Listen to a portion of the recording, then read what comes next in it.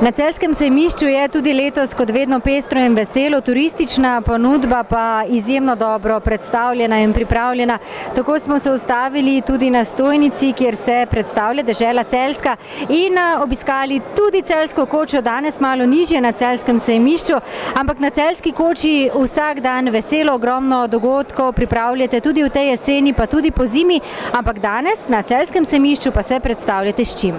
Ja, seveda lepo pozdravljeni vsi skupaj. Tako smo se želeli kot lokalni ponudnik predstaviti tudi na sejmu, kjer ne smemo manjkati z svojo ponudbo, saj do konca dejansko poletja, začetek jeseni, želimo povabiti še v naš dejansko območje ali pa to vse, ki želijo biti aktivni, ki se želijo še malo poveseliti na bobkardu, tudi poplezati v Pustolovskem parku in pa okusiti dobre kulinarike. Pripravljamo v koncu tega tedna tudi gobarsko razstavo, nato v nadaljevanju različne dogodke, tudi v času jesenskih počitnic bomo pripravili številne brezplačne delavnice za otroke, organizirali tudi Halloween party in pa tudi naprej za Martinovo bo veselo, saj smo letos organiziramo z živo glasbo martinovanje in pa ob pomoči in pa spremljavi tudi lokalnih ponudnikov vin. Turizem smo ljudje, turizem je danes najhitreje rastoča panoga, ne samo v Sloveniji, tudi po Evropi in širše.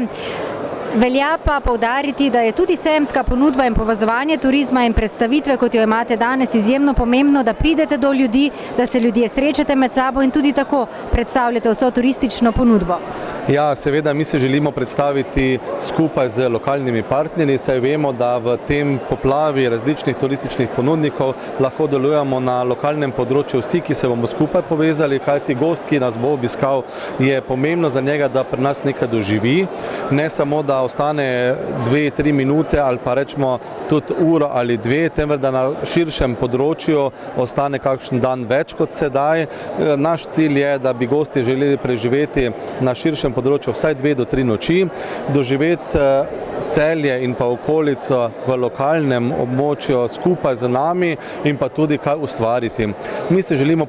prikazati tudi z določeno kulinariko, zato smo danes pripravili tudi en del lokalne pogače, katero lahko gostje tudi pri nas probajo, in pa v prihodnosti bomo organizirali številne lokalne delavnice, kjer bodo pa lahko dejansko in gostje in pa domačini sodelovali v pripravi različnih tradicionalnih jedi na Celjski koči.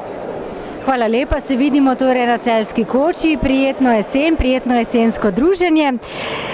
No, mi, spoštovane gledalke, cenjeni gledalci televizije Celje, pa vas na to, da spoznate bolj podrobno Celjsko kočo in vso ostalo turistično ponudbo Celja in okolice, vabimo, da jo spoznate v hali C Celjskega sejmišča.